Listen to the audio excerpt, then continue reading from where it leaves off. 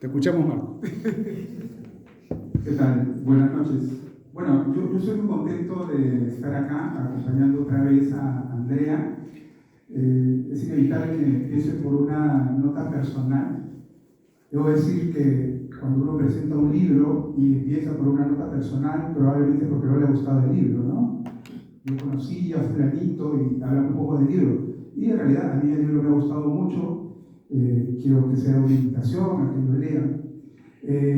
Andrea yo la conocí en el 2017, ella me corregirá, ella fue mi alumna en la UPC en un curso de escritura creativa y destacó automáticamente en los ejercicios que hacía. Yo noté que había mucho talento. En general hay chicos con mucho talento en la universidad que se dedican a comunicaciones, ¿no? Pero un día nos encontramos en un restaurante, ¿no?, de ensaladas, ¿no? Yo intentaba bajar de peso, quizás Andrea mantener la línea, y en algún momento nos saludamos y nos acercamos y me dijo: profesor, creo que quiero dedicarme a esto. Lo llamó esto. Y entendí que era la literatura, ¿no? Entonces empecé a leer sus textos, después tuve la idea de pasárselos a Pepe justamente, ¿no? Y Pepe, como un muy buen editor, con un olfato, decidió apostar por ella, apostar ya 3 veces, ¿no? Y bueno, eso habla bien de él, ¿no? Como él dice, lo que le interesa es la calidad literaria, ¿no? Y Andrea tuvo un inicio muy auspicioso, ¿no? Quiero que entiendan también que ella no venía pues de estudiar literatura, venía de comunicaciones. Andrea no sabía nada del mundo literario, yo a veces le daba algunas pautas, pero fue abriéndose camino, ¿no? O en realidad la calidad de sus textos, ¿no? Como ustedes pueden ver acá en la solapa, ella empezó a aparecer en antologías, ¿no? Lo cual habla, ¿no?, de la calidad de sus textos, ¿no? Y paralelamente también ha seguido estudiando, ¿no? Bueno, llevó muchos talleres, algunos conmigo, está llevando una maestría en escritura creativa, yo llevo otra en España, y escribe, crea mucho. A mí realmente me sorprende, me ha mostrado novelas de 300, 400 páginas, lo cual puede ser inusual para su edad, porque estamos hablando de un arco de tiempo que me ha mostrado muchas cosas y ella tiene muchas cosas, ¿no? De manera que es una persona que realmente tiene la vocación, que es una apasionada y que ha dedicado su vida a esto, ¿no? Y yo la quiero felicitar por eso.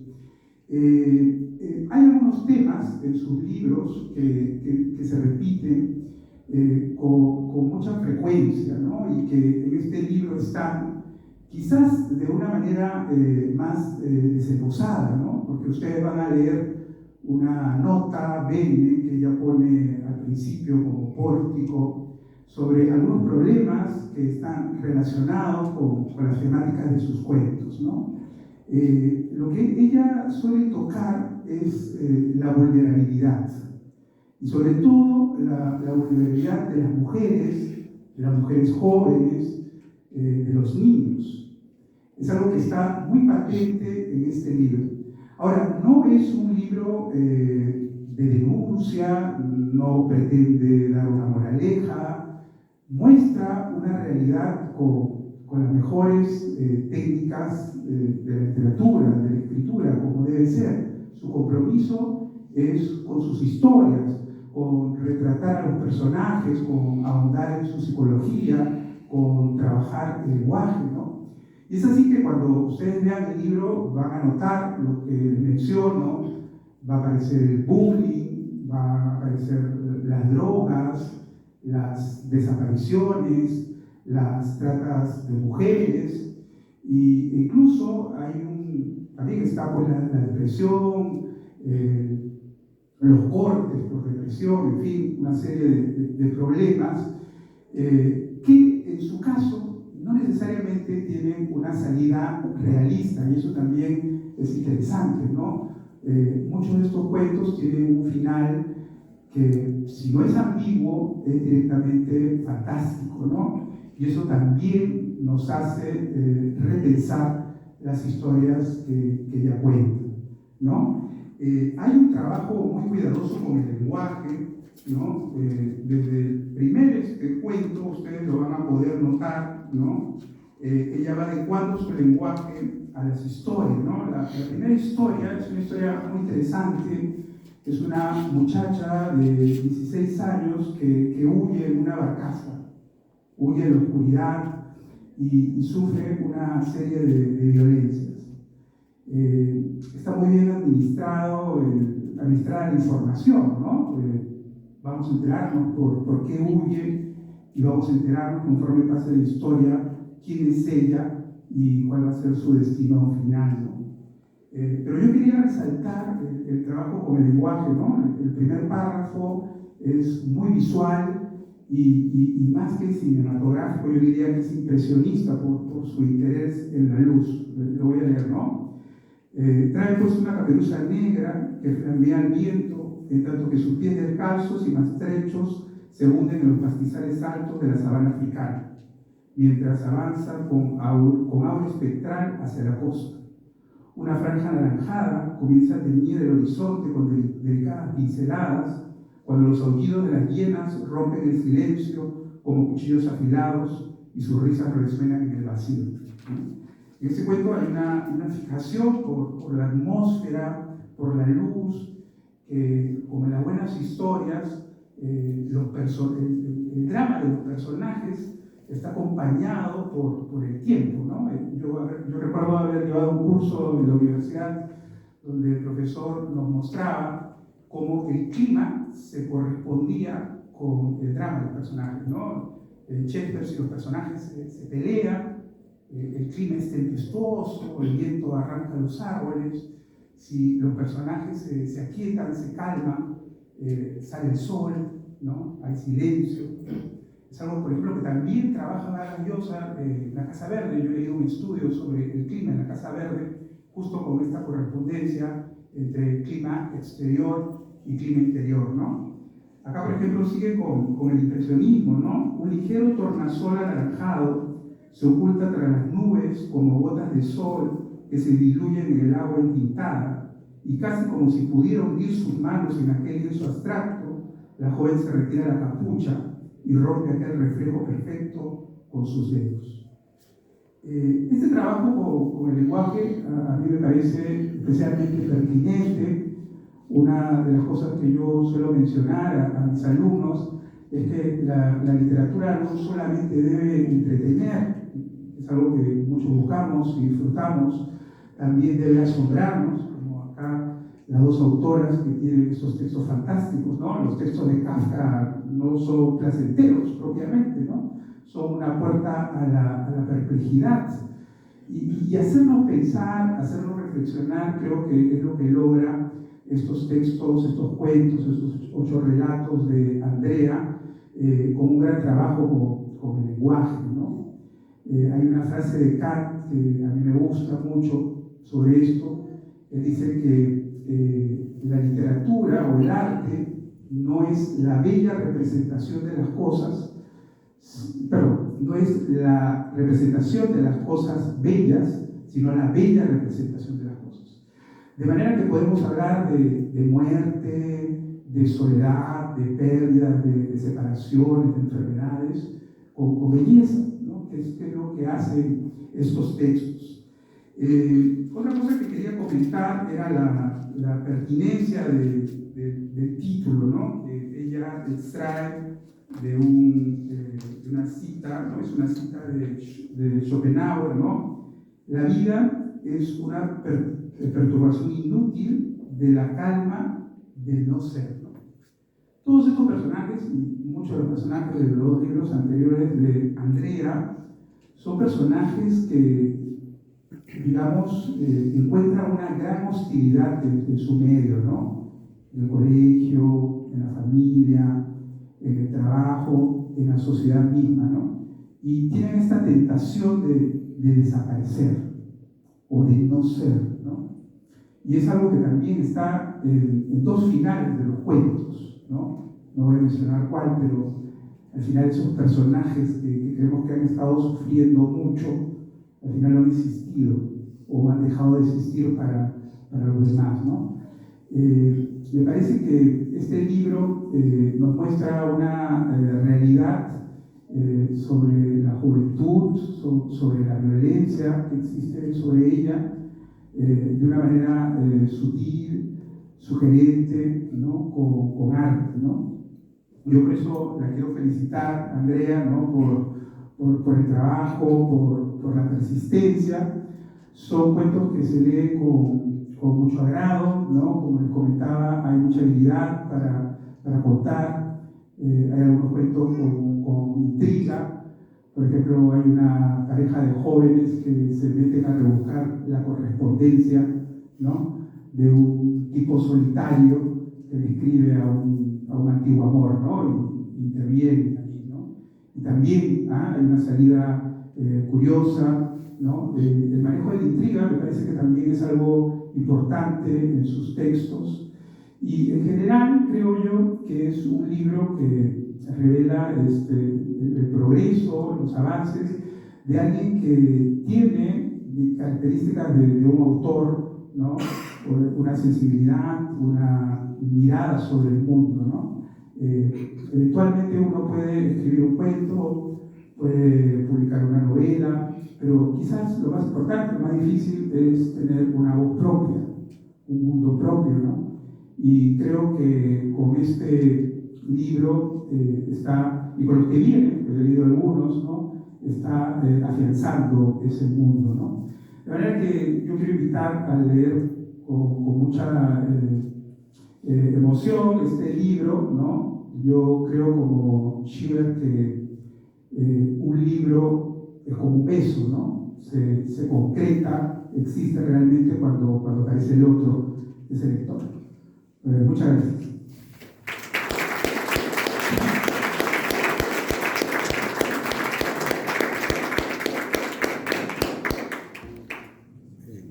Muchas gracias, Marco, por tu apreciación. Marco, por si acaso, va a tener que salir en un momento. Porque tiene... el primer cuento. Sí. Va a oír como cierto personaje del libro. Tiene sus actividades y te agradezco, Marco. Aprovecho en abrazarte desde aquí y coincido en muchos de los aspectos que has planteado de esta manera tan articulada. Y sí, yo estoy realmente muy contento, muy complacido por haber publicado tanto el libro de Andrea como de Yelena, ¿no? Y me gusta, digamos, me hacía mucha ilusión juntar estos dos libros porque son aspectos distintos de algo mismo que está ocurriendo, que está cambiando en la literatura peruana, ¿no? Yo creo que el aporte de ellas es relevante y estoy muy satisfecho en que ambos textos forman parte del catálogo del Liceo. A continuación, hablan las autoras. A continuación, Miguel Ángel va a comentar el libro de Yelena Politi. Muy buenas noches.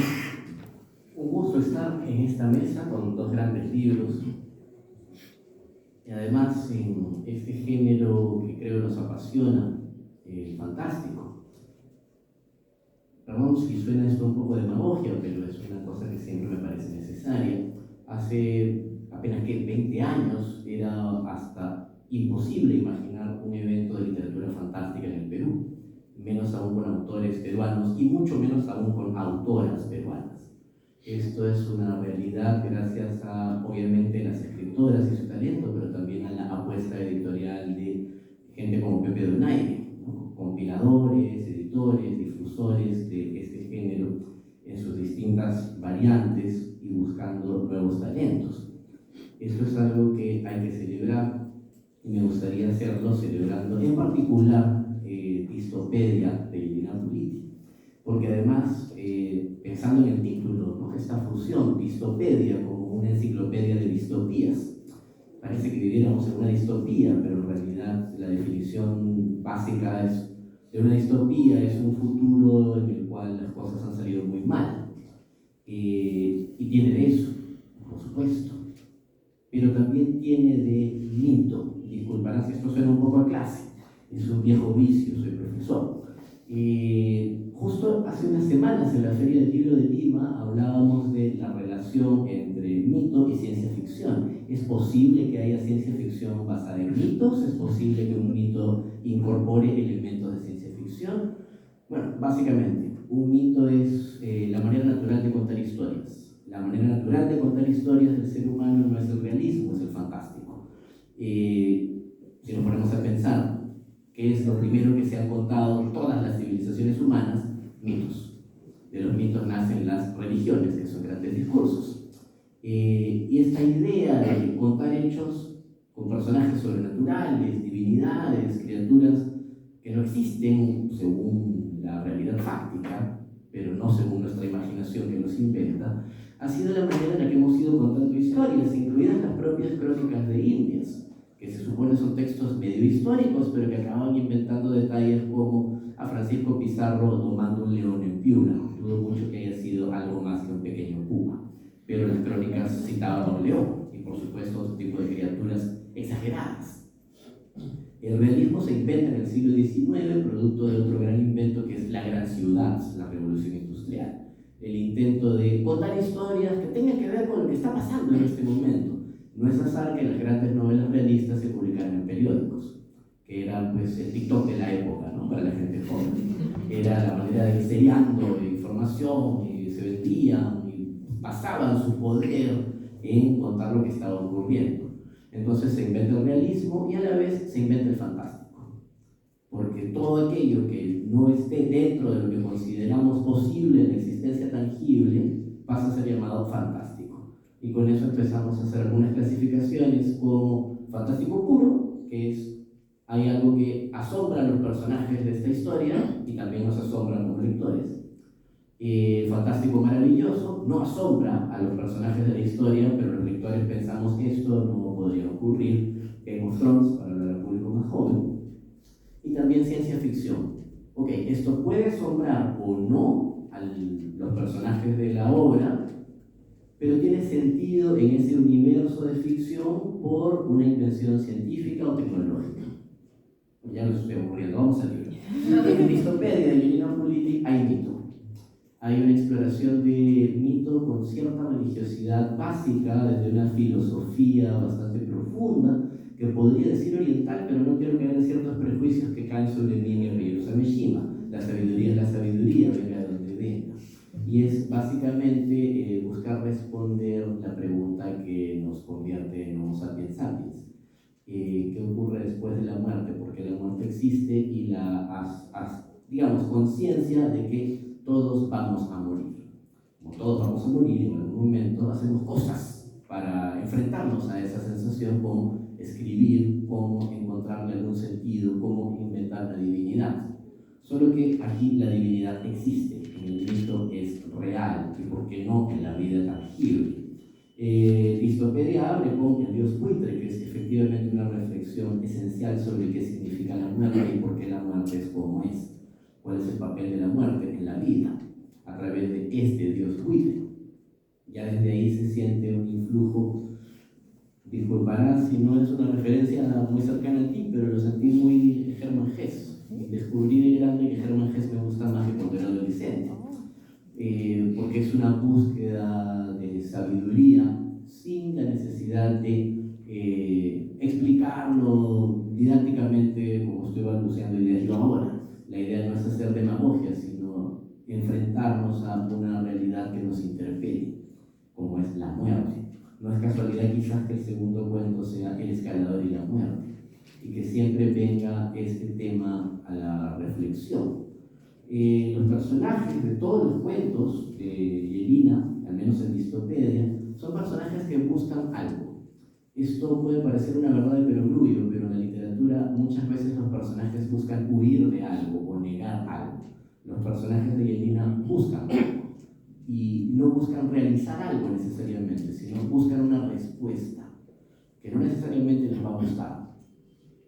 Parte desde esta idea más mítica, más espiritual, hacia relatos que diría yo están más dentro del fantástico puro, que pueden incluso ser bastante terroríficos, sin necesidad de elementos desagradables a la vista, como es El último vagón, hermoso homenaje a Franz Kafka. No solo porque el personaje se llame K, como un famoso personaje de Kafka, sino por toda la lógica que llamaríamos absurda, pero en realidad basta ver un poco la realidad fáctica para ver que lo absurdo es menos absurdo que nuestra vida. Y este último vagón es un tren gigante, no voy a spoilear por dónde va, pero es un hermoso homenaje a Kafka. De hecho, si hubieras dicho que encontraste el cuento en alemán original, alguien tal vez lo hubiera creído. El cuento explora también otro tipo de fantásticos, por ejemplo, el fantasma distante o el exorcismo público entran cerca al gótico, a la presencia sobrenatural, lo que llamaríamos la cuestión fantasmática, cuál es la presencia después de la vida. Y ahí entra la presencia del arte también, cómo el arte nos puede permitir sobrevivir, trascender. Hay incluso un cuento claramente filosófico, pero más en una onda contemporánea, donde se reflexiona sobre el cuerpo y el espíritu, que es Filósofos y Anatomistas, que efectivamente cumple lo que promete. Son discusiones entre filósofos y anatomistas muy descarnadas, donde al final pues ninguno gana, son dos puntos de vista enfrentados.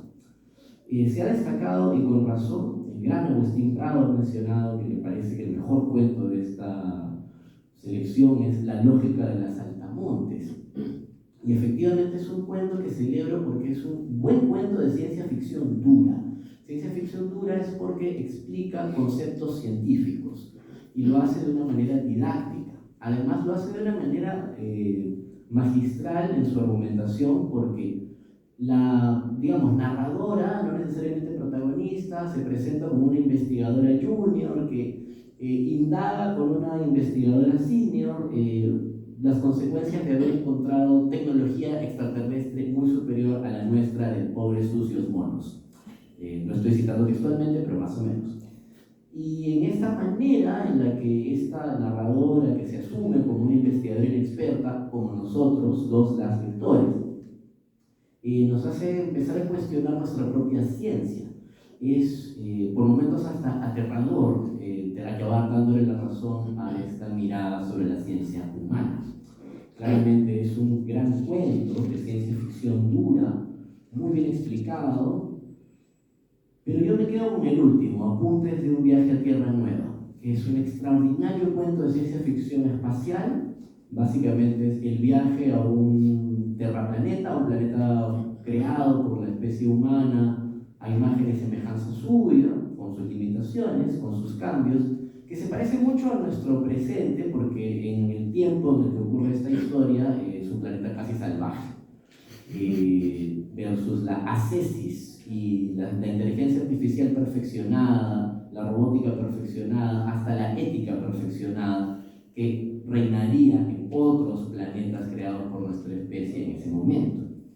Y no voy a spoilear, pero la protagonista viaja a este planeta aparentemente por turismo, se horroriza ante lo salvaje que puede ser hasta llegar a una cascada, y es ahí, es entonces cuando nos revela el verdadero motivo por el cual ha llegado a este planeta.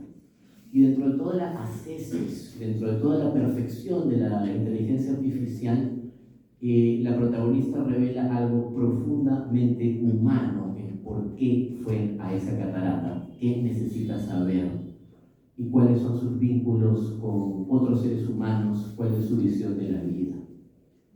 Me parece, voy a discrepar de mi gran amigo y extraordinario profesor Agustín Prado, me parece el mejor cuento, Apuntes de un viaje a Tierra Nueva. Siempre es bueno que se peleen por cuál es el mejor cuento. Habla que los cuentos están bien. Decía casi al inicio de esta presentación que hablábamos hace poco de las posibilidades de unir el mito y la ciencia ficción, y creo que debió haber leído este libro antes de esta mesa para poder haber hablado de él. Es perfectamente posible, son expresiones de lo humano. Me permito recalcar esto, que suena verdad de perogrullo, más aún con un público acostumbrado a la literatura fantástica, pero sí, lo fantástico no es una evasión, no es mero entretenimiento, es otra manera de acercarnos a eso que nos hace humanos, la conciencia de nuestra propia muerte. ¿Qué vamos a hacer luego de esa revelación? contar historias, es lo que hemos hecho siempre y probablemente lo que nos defina como humanos. Además, esta manera de contar historias desde el mito de la ciencia ficción dura me parece algo a destacar, por una prosa solvente, nunca pedagógica, nunca didáctica, pero siempre reflexiva. Ese es un límite riesgoso para jugar y creo que ha salido bastante bien tomando esos riesgos. Destaco y celebro además que se presente junto al libro de Andrea Rivera, otra extraordinaria escritora. Yo soy muy fan del Perfil de la Noche, creo que lo sabes. Y además en búsquedas bastante cosmopolitas, pero donde siempre se siente cierta cuestión bastante local.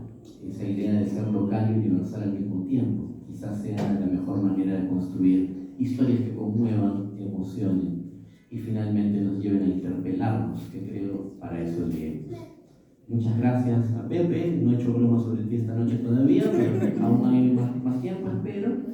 Y gracias a Yelina por el libro, por la confianza. Muchas gracias.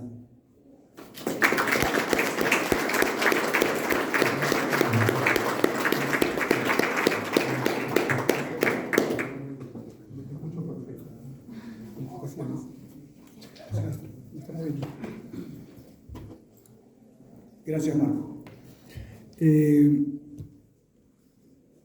Hay algunas personas que se han acercado al mostrador. Lamentablemente, mi esposa, que siempre me apoya en las ventas, me abandonó hoy día, en el buen sentido del término. Y bueno, apelo a la confianza, ¿no? Si alguien se quisiera retirarse y llevarse alguno de los libros están a 35 soles. Había personas que me hacían muecas y bueno, se han llevado los libros que estaban ahí, pero bueno. Deja el código QR. Hay un QR, está a 35 soles y pueden yapear, autoservicio, lo llaman. Y déjenme su DNI, sus datos, porque si son de la SUNAT, les advierto que emito boletas, así que me dejan sus datos y un teléfono celular para hacer el envío de la boleta de venta. Bien.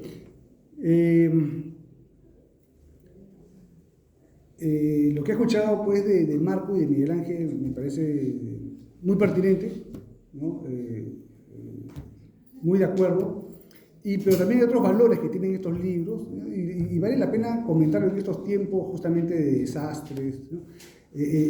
Ambos libros han sido impresos, bueno, mis últimos libros, mis recientes libros, mejor dicho, han sido impresos en papel ecológico, ¿no? Es por si acaso, se llama papel polen, es un papel que evita un proceso que contamina mucho, ¿no? Así que eso le da un valor adicional, porque hay que pensar en esos detalles. Eso de que van a talar los árboles por los libros, eso es una mentira, ¿no? Porque se siembran árboles especialmente para eso, pero el problema es cuando se usan pues, químicos contaminantes, ¿no? Y este papel carece de esos químicos, así que lo hace más bonitos sus libros. Bien, ahora la parte quizá más esperada, lo siento Miguel Ángel, pero es cierto, la parte más esperada es oír a las autoras. Así que, Andrea, tu turno.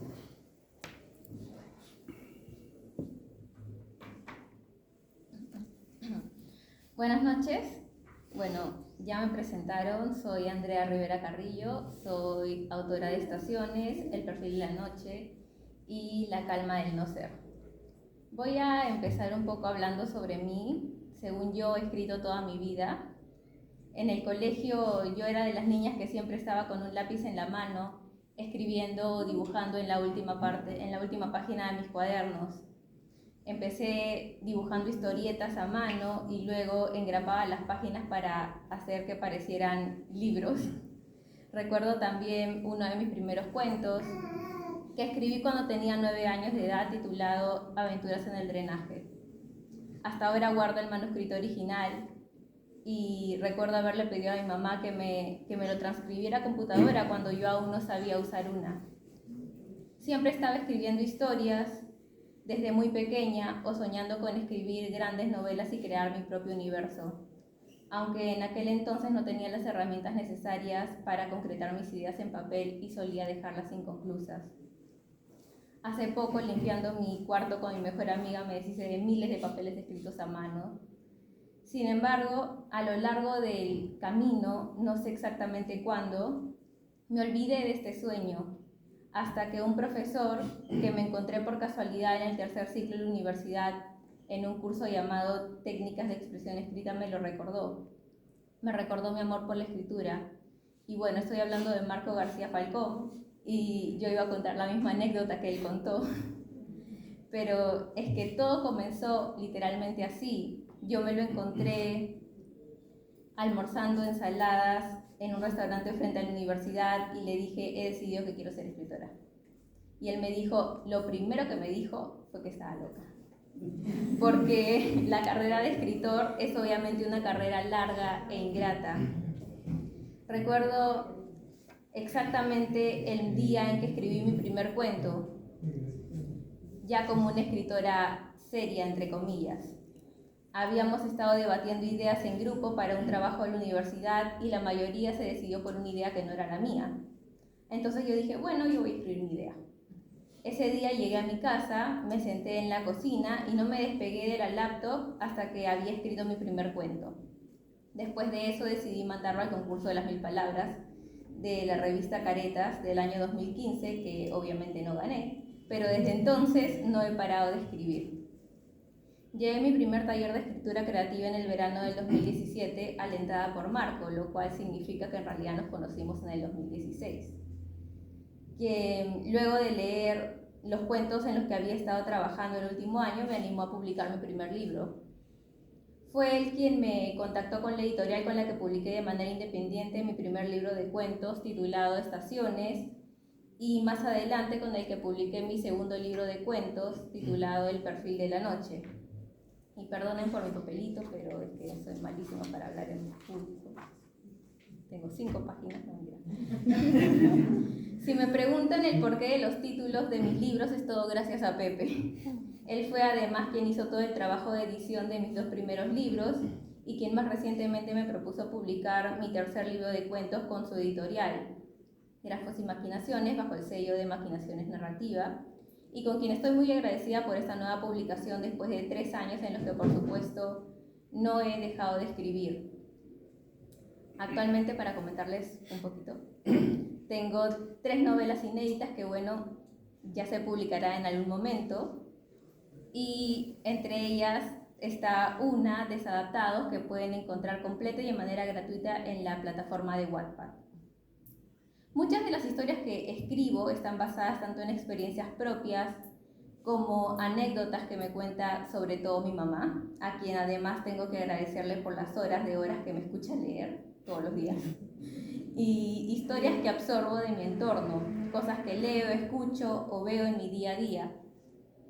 Así como, bueno, así que no les conviene ser mis amigos porque de hecho en algún momento voy a terminar escribiendo sobre ustedes. Asimismo, me considero una escritora de mapa, ya que antes de comenzar a escribir una historia, ya sea un cuento, una novela, hago una escaleta de principio a fin, y eso es algo que aprendí con Marco también y que me funciona mucho y que además se lo recomiendo a cualquier persona que quiera comenzar a escribir. Estaciones, mi primer libro de cuentos, está conformado por 4 relatos cortos, cuentos de fantasía, misterio, suspenso, ciencia ficción.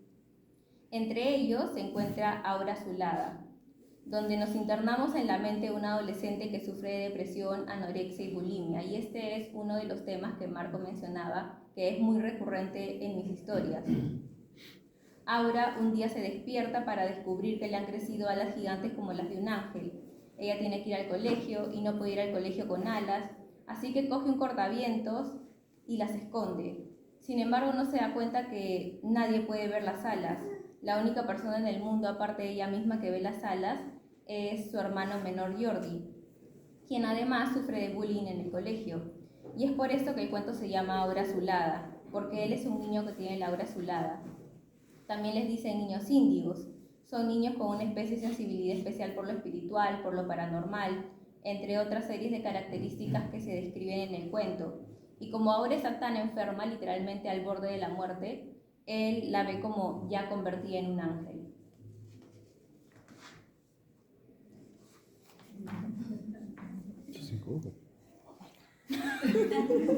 Sí, son 5 hojas, pero...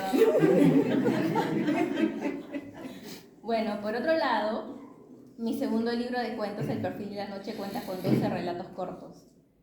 Todos independientes y autoconclusivos, excepto por uno, y me parece importante mencionarlo, que es Aura Purpúrea, la continuación de Aura Azulada, y todas conectadas por el mismo hilo conductor, la aparición de elementos fantásticos en un universo realista. Destaca además la presencia de personajes raros y solitarios, espacios fríos, situaciones mágicas o paranormales y criaturas extrañas como elfos, brujas, vampiros y poltergeist. Uno de los cuentos más destacados, digamos, de este libro es precisamente Aura Purpúrea, el cual toca temas muy importantes de abordar en esta etapa de la vida, que es la adolescencia, como son los trastornos alimenticios, ¿no?, que se presentan mayormente en la adolescencia. Y como ya mencioné, se trata de la continuación de Aura Azulada, pero que también se puede leer de manera independiente. Este cuento se conecta con Aura Purpúrea, ya que, y acá tengo que decir alerta spoiler, luego de un intento de suicidio, en el momento que Aura trata de cortarse las alas, ella accede a internarse en un programa especializado para chicas que sufren de trastornos alimenticios igual que ella. Aura Purpúrea es la historia de Aura narrada desde su propio punto de vista, que inicia contando sus días en el internamiento y su nueva relación con Gigi, su compañera de cuarto, una chica con problemas similares a los suyos y la primera persona en el mundo que comprende a Aura. Sin embargo, esta historia de amor se ve interrumpida cuando Gigi debe abandonar el internamiento por problemas económicos para dar paso a otro personaje, Vlad, un adolescente común y corriente que, a diferencia de Gigi, no entiende por qué alguien se haría a sí mismo lo que ahora se hace a ella todos los días. Esta historia nos permite internarnos en el mundo de los trastornos alimenticios. Es una historia real y cruda que cuenta lo que millones de adolescentes sufren alrededor del mundo. La historia de Aura es un reflejo de todas ellas. Y se preguntarán por qué les cuento todo esto. Y es porque en mi tercer libro, La calma del no ser, el cual consiste en 8 relatos cortos, pueden encontrar la tercera y última parte de la historia de Aura, titulada Ángeles sin alas, y narrada esta vez desde el punto de vista de su hermano menor Jordi, años más tarde, cuando él ya es un adolescente, lo cual además nos da una pista de cómo terminan las cosas. Una historia que en realidad llegó a mí de una manera bastante curiosa.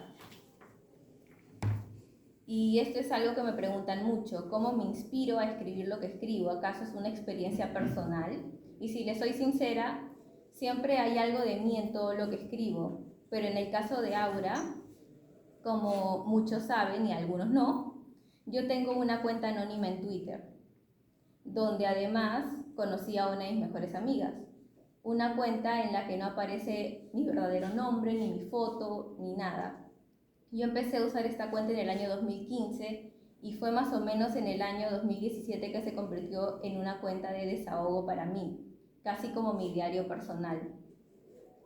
No sé si ustedes saben, pero en Twitter existen muchas comunidades, así como fandoms de chicas, sobre todo adolescentes, que utilizan estas cuentas para volcar sus emociones. Hacen amigas con los mismos gustos, intereses o incluso problemas que ellas, y como yo, mantienen sus identidades privadas. Fue así que un día, realmente de casualidad, llegué a la cuenta de Mi Aura, una adolescente argentina que sufría y hasta ahora sufre de depresión y trastornos alimenticios. Su historia en ese momento me rompió el corazón y algunas veces incluso llegué a hablar con ella por privado. Debo admitir también que empaparme de este universo me hizo enfermar un poco a mí también. Fue la pérdida de mi primera mascota, Max, que algunos de ustedes llegaron a conocer, sumado a mi propia inseguridad y necesidad de llamar la atención, lo que me hizo encarnar mis propios demonios interiores. Y les hablo de esto porque yo comencé a seguir a esta chica con la intención, o mejor dicho, el anhelo, de algún día verla mejorar. Y poco a poco mi propia cuenta se convirtió en lo que ellas mismas llaman un ED Twitter o un Self-Harm Twitter. Y fue así como, a través de sus tweets, y realmente no sé si esto es legal, comencé a construir una historia, su historia, y así nació Aura. Pero bueno, esto estoy en la última página, no se preocupen. Yo estoy aquí para hablarles de La calma del no ser, el cual, como ya mencioné, está comprendido por 8 relatos cortos: A la deriva, Ángeles sin alas, Aviso fúnebre, Desaparecida, Hematomas, No nacida, Olibudú y Simpatía. Cuentos que van desde el género policial al terror. Entre ellos, como ya mencioné, está Ángeles sin alas, el cierre de la historia de Aura. Asimismo, podemos encontrar el cuento A la deriva, que es el cuento que mencionó Marco, que nos narra la historia de una mujer albina, víctima de la superstición en una época ignorante.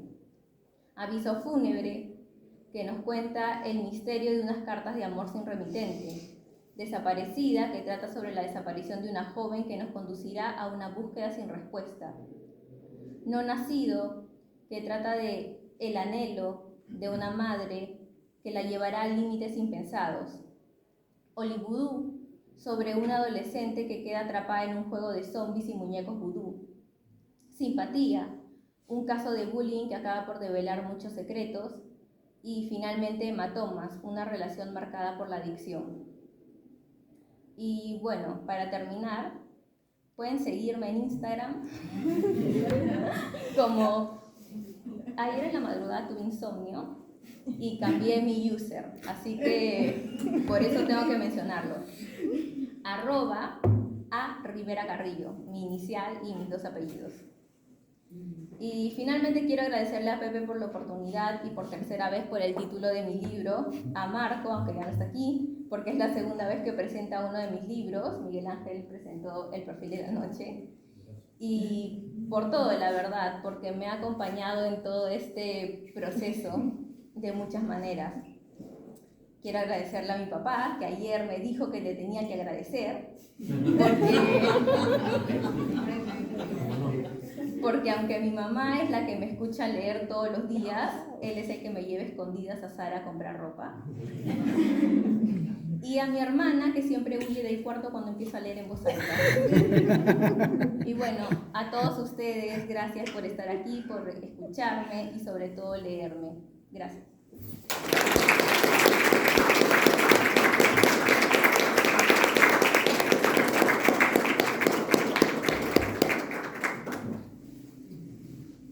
Antes de iniciar esta velada, Andrea me dijo, he traído impreso esto, y Elena dice, yo no he preparado nada. Nada. Y le regalé un papel en blanco para apoyar a su... Voy a leer. Es el reto, ¿no? De la página en blanco, literal. Con ustedes, Irina Puliti. Hola, buenas noches. Bueno, yo soy Irina Puliti. También empezaré con una breve biografía mía. Yo empecé a escribir hace más de 20 años atrás, en aquella época en que se mandaban los cuentos a revistas electrónicas y se leían online en esos monitores de CRT 14 pulgadas de aquella época. Bueno, en realidad yo empecé a escribir mucho antes unos poemas horrorosos de adolescente que todavía están tirados por alguna web de Tripo, horribles de verdad. Y me abogué por la ciencia ficción, la fantasía, el terror. Inicialmente más ciencia ficción porque de verdad el realismo me mata del aburrimiento. Llevo 25 años aburrida del realismo, estoy hasta la coronilla. La culpa la tienen las monjas del colegio que nos hicieron leer a Eugenia Grandera, niñitas de 16 años, estaban locas. O sea, no le puedes hacer leer tampoco rojo y negro a adolescentes, eso no se hace. Los adolescentes lo que quieren es fantasía, es muertos, es explosiones, persecuciones, y era lo que yo quería robots, quería animales que hablaran, quería viajes espaciales, quería más Julio Verne, quería más Asimov. Así que en aquella época, en mi monitor horrible de 15 pulgadas, encontré una web que se llamaba Literaberinto, y en esa época también Axon, aún existe, recuperó su biblioteca, felizmente, estuvo caída un tiempito. Y yo me comía esas webs, me leí todo lo que encontré de fantástico y empecé a escribir. Solo no pensé si había autoras en ciencia ficción, si había, no, bueno, yo ya sabía, como dijo Miguel Ángel, no había ciencia ficción ni fantasía en Perú en ese entonces.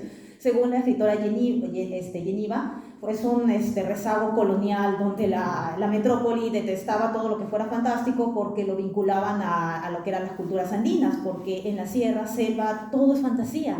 O sea, con esta negación de lo fantástico nos hemos perdido tal universo de cultura que de verdad es un insulto. Y bueno, ya 20 y tantos años después, acá estamos ya con publicaciones. Yo no tengo tantas como tiene Andrea. No, disculpa si me olvido tu nombre porque yo soy malísima para nombres y rostros, de verdad paro con el cerebro en la luna de Paita, sigo buscando el palto del que me caí, literalmente, paro en la luna. Así que yo después he dejado de escribir muchos años, más que nada por la maestría, y el primer cuento que se me viene a la mente de filósofos y anatomistas, y creo que en el Facebook de José Donaire está el video del profesor del Rosario, donde habla de que tiene mucho en común con un cuento en Tenebra, que se llama, si no me recuerdo mal, Ser cadáver. Todo es tema de un anfiteatro anatómico, alguien mirando los cadáveres, ya. Este profesor dice que es a raíz de un trauma, más bien fue tratar de curar un trauma. ¿Qué pasó allá por el 2007? Yo, estudiante de ingeniería electrónica, con un amigo, hicimos la tesis entre dos, teníamos que procesar señales de ECG y intestinales de ratas de laboratorio, era nuestra tesis. Los electrónicos vemos procesamiento de señales, no existía, teníamos que recolectarlas nosotros. ¿Dónde estaban las ratas? En el laboratorio de farmacología. Un semestre metidos en las clases de ese laboratorio, y no sé cuánta gente sabrá lo que ocurre, los estudiantes de medicina que entran al laboratorio de farmacología. Es vivisecciones, inyectarles animales veneno. Yo he visto cómo le inyectaban cianuro a una paloma, alcohol etílico a conejos, tratar de ¿cómo se dice? Insecticidas organofosforados a ratones, los he visto convulsionar, le metían electrodos con electricidad a ratas, es decir, conejos, ratones, ratitas, todas mis mascotas, así, ya, ok, toda la tortura animal inimaginable. Era feo. ¿Y qué ocurre? Pasábamos la escalera, pasaba por la puerta del anfiteatro anatómico de la San Martín. No es un anfiteatro, es una sala rectangular, y los muertos los tenían en ese entonces bajo sábanas amarillas. Y bueno, después de todo el drama de farmacología, yo veía esa puerta con los muertos y dije, bueno, acá todo está en paz, ¿no? Todo está tranquilo, no como en farmacología donde los animales los tienen chillando y asfixiándose y convulsionando.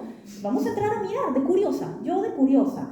En el cuento Ser cadáver mencionan a una doctora de anteojos curioseando los cadáveres, mirándolos, observándolos. O sea, yo, el primer cadáver que vi no tenía esta parte de, le habían sacado todo esto, el cerebro también. Y yo he visto cómo los estudiantes de medicina los agarran a serruchazos a los muertitos, ya no son muertos, son pedacitos. El olor del formaldehído se te mete en unas semanas hasta el cerebro. Pero fue interesante, ahí era un bálsamo de tranquilidad. Y yo de curiosa reflexionando, y filósofos y anatomistas son mis reflexiones de esa época. Son lo que yo pensaba, tanto imaginándome desde el lado de los doctores como de una curiosa que se mete a mirar. O sea, yo, la filósofa. Y recuerdo uno de los doctores que prácticamente en su oficinita al costado de los muertos comen, almuerzan, o sea, normal, ya del formaldehído ni lo sienten. Fue todo un descubrimiento, pero, o sea, ahí era yo tratando de curar el trauma que yo cargaba de farmacología. Es feo el laboratorio de farmacología. Yo sé que me dijeron que en la San Marcos usan perros, en la San Martín en ese entonces usaban cerdos. Creo que era porque reaccionaban más rápido al veneno que le metían, les abrían la garganta, le metían tubos, es horrible. Y bueno, de ahí salieron estos dos cuentos, justo de una tesis, mi tesis de pregrado. Ya la lógica de las saltamontes es de otra tesis, la de la maestría, justo la maestría en matemática aplicada. Mi tesis trata de un método de solución de ecuaciones diferenciales que no funciona. ¿Y por qué no funciona? Hasta aquí nomás, ya para resolver esta cosa que no cumple estas condiciones, se usa otros métodos. Creo que era mi método era diferencias finitas, ya para el otro método de solución era volúmenes finitos. No recuerdo bien, pues eso fue para allá por el 2018, pero simplemente no funcionaba. Yo le dije a mi asesor de tesis, profe, no funciona y es por esto no se cumple. Y él me dijo, profesor Agapito, esa es tu tesis, escribe sobre eso. Y ya, y me dio esta calificación de muy bueno en la Cato. Y ya después, ya cocinando bien el tema, eso fue el cuento La lógica de las saltamontes. ¿Qué ocurre? Hubo una científica, murió a los 80 años, en el 99, si no recuerdo mal, llamada Grace Hopper. Ella es la inventora del lenguaje de programación COBOL. Se dice que ella acuñó el término bug para describir errores en software, pero en realidad he leído en otros lados que el término ya existía para describir errores en sistemas electrónicos. Ella escribió el primer compilador. Llegó a ser almirante de la Naval de Estados Unidos, uno de los rangos más altos que se tiene en la Naval. Hay fotos de ella de viejita con su uniforme de la Marina de la USS Navy. Un barco lleva su nombre en su honor, el USS Hopper. Entre la gente de desarrollo de software de Estados Unidos es más o menos conocida. Y si se traduce su nombre al español es gracias a Altamontes, el nombre de la profesora de este cuento. Así que como yo tanto la admiro a esta señora, dije, tú vas a ser mi profesora. Tú vas a ser la con la que habla esta persona, este chico o chica del cuento de la lógica de las Saltamontes, porque tanto en la lógica de Saltamontes como en el fantasma distante, yo no le pongo género al protagonista o la protagonista. Es un pequeño juego que digo, tú lector, lectora, elige si es hombre o mujer el que está narrando. Te lo dejo a libertad. No lo digo, y es un juego que ya hice alguna vez en algún momento con otro cuento hace tiempo. Pues el exorcismo público, yo recuerdo, me lo inspiró el título del último capítulo de un libro de Iván Tais. No, si no recuerdo mal, era El viaje interior. Se llamaba El exorcismo público y me gustó tanto esa frase que mi cuento se va a llamar así. Y era, yo recuerdo de que era un poco una analogía cuando mi novio, ahora mi esposo, se iba de viaje y bueno, yo tenía ganas de asesinar al amigo con el que se iba de viaje por trabajo, porque yo me quedaba sola, así que esa soledad, o sea, la ilustré en Hilda y esos deseos de venganza. Sí, ahí los dos amigos saben de quién estoy hablando. Después hay otro cuento que también escribí ya por el 2010, que es Apúntese un viaje a Tierra Nueva. Esa tiene una historia similar, también la misma punto de inspiración, en ese entonces mi novio, yéndose de viaje, yo esperándolo, sintiendo todo el peso de que lo extrañaba. Ya después hicimos juntos un viaje parecido a una ciudad, un pueblito que queda en la selva que se llama Contamana. Ese viaje a Contamana inspiró el Apúntese un viaje a Tierra Nueva. Yo me imaginaba que el bus que recorría toda la carretera central hasta la Mercedes, y no recuerdo qué ruta tomamos de Pucallpa, de ahí por Río hasta Contamana, un día y algo de viaje río arriba. Yo me imaginé que eso era una nave espacial, estaba atravesando el planeta entero para llegar a este pueblito. Ya el tema del drama que tiene, el personal que tiene la protagonista es imaginario, el fotógrafo es imaginario, pero también es una mezcla de varias personas reales, este fotógrafo, este guía que tiene esta chica dentro de este planeta, pero al final todo eso es inspirado en una ciudad que existe, ciudad no es el nombre, pueblito, Contamana, ahí se mencionan aguas termales, eso existe en la selva peruana, en lo que es la Sierra del Divisor, hay aguas termales acá en plena selva. Y hay un río con pececitos, las cucarachas que yo menciono en ese viaje, sí existieron, se comían nuestros plátanos, unas cucarachas de selva de este tamaño. No sé, es Aguascalientes se llama la reserva. No sé cómo, bueno, habré ido ahí en el 2010, no sé si cobrarán la entrada en ese entonces, uno simplemente pasaba, es una reserva natural, no sé cómo estará ahora, pero yo lo recuerdo así, un río donde se mezclaban agua cálida con agua fría, que venía de aguas termales, un sitio bien, era casi de otro planeta, aguas termales en la selva. Es un recuerdo un poco lejano ya ahora, pero es este viaje imaginario que yo también quise mezclar con los cuentos clásicos, los relatos clásicos de ciencia ficción, viajes estelares, viajes con velocidades superiores a la velocidad del tiempo. Ahí menciono una solución, unas ecuaciones que permitieron viajar más rápido que la velocidad de la luz. Bueno, eso fue antes de que yo estudiara la maestría en matemática aplicada, es un poco lo que se recoge de estudiar ingeniería electrónica.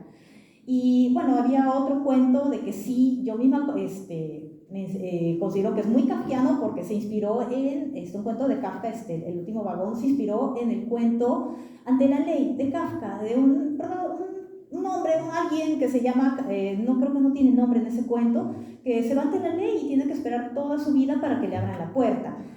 El nombre de K, ese nombre lo saqué de Un sueño de Kafka, también me gustó mucho ese cuento. Yo me leía mucho Kafka en mi adolescencia, como dicen los españoles, flipaba con Kafka, incluso un poco bromeando antes de esta ponencia, con José Donaire estábamos bromeando, Kafka fue mi waifu de adolescente, así literalmente. Y bueno, o sea, no se olvida nunca la primera waifu, así. Tenía que dedicarle un cuento. Ahora, un cuento que no mencionó Miguel Ángel, que a mí personalmente me gusta, fue El fantasma distante. El fantasma distante está inspirado en un cantante muy conocido, que justo está mencionado debajo del título, Klaus Nomi. Si lo buscan en internet, ciertos datos de su biografía y su aspecto físico coinciden con el fantasma. Ahí le hago un poquito un homenaje a dos directores de la maestría de matemática aplicada. En la Católica, los directores rotan cada 3 años.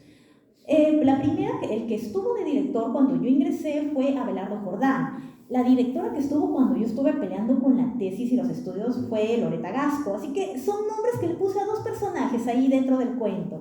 No sé si mucha gente sabe este dato. Lo mismo el tema de Glaze Hopper, o sea, datitos que yo pongo de personajes que me inspiran los cuentos. No necesariamente es algo que yo vivo. Muchas veces sí, pero no siempre. Hay historias de gente que vive historias trágicas o fascinantes que se te quedan en la mente y dices que hay potencial para una historia.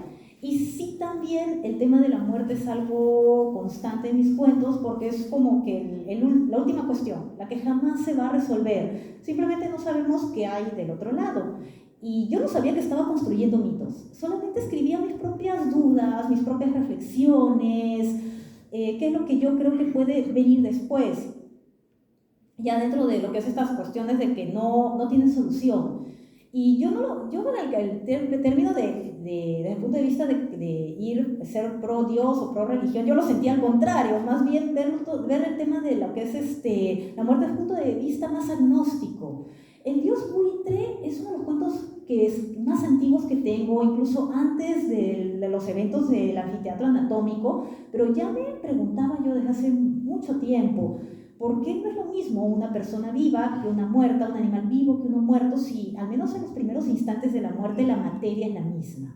¿Qué sale ahí que no funciona, que ya no se recupera? Esas preguntas me ha perseguido ya más de 20 años y sé que no tiene respuesta. No la tiene, y creo que es un poco de admitir que no tiene respuesta, pero podemos tratar de rebuscar un poco las posibles respuestas que tenga esta cuestión última. Es lo mismo de también la búsqueda del sentido de la vida. La vida, desde un punto de vista antropocéntrico, estamos haciendo una pregunta que viene de una necesidad de nuestras mentes, buscarle sentido a todo.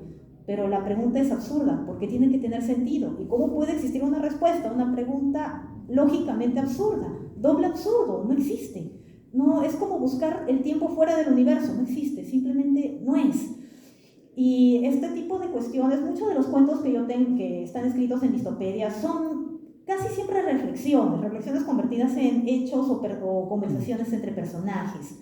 Es un poco, yo más bien lo que creo es que es más existencialismo que incluso un género fantástico predeterminado, más que nada temas existenciales. Términos de extrañar a la persona amada, el fin de la vida, lo que hay después de la muerte, si es que hay un plano más allá de la realidad, cómo se comunica con nosotros, temas como el dolor o la soledad. Eso es más o menos que lo que escribo, por eso no tengo un género de escritura, ciencia ficción, fantasía, terror, no hay un género, porque es simplemente tocar estas cuestiones o estas reflexiones. Bueno, gracias por escuchar mis desvaríos.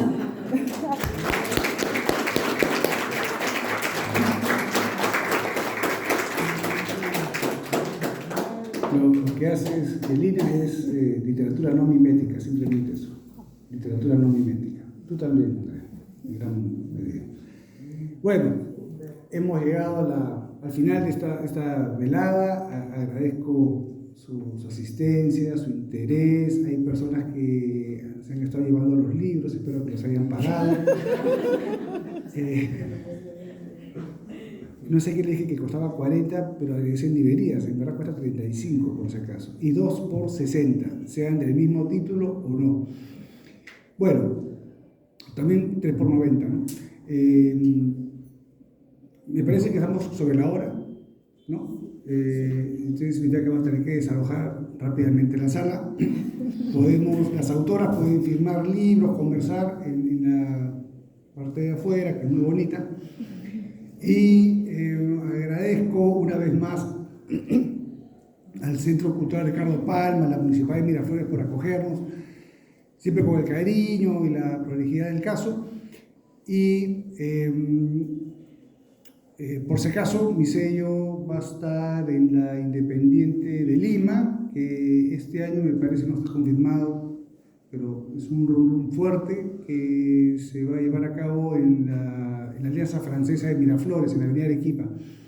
Así que ahí vamos a estar como 40, 50 editoriales independientes, con una oferta muy bonita de libros, y obviamente mis recientes títulos, son como, bueno, son varios, ¿no?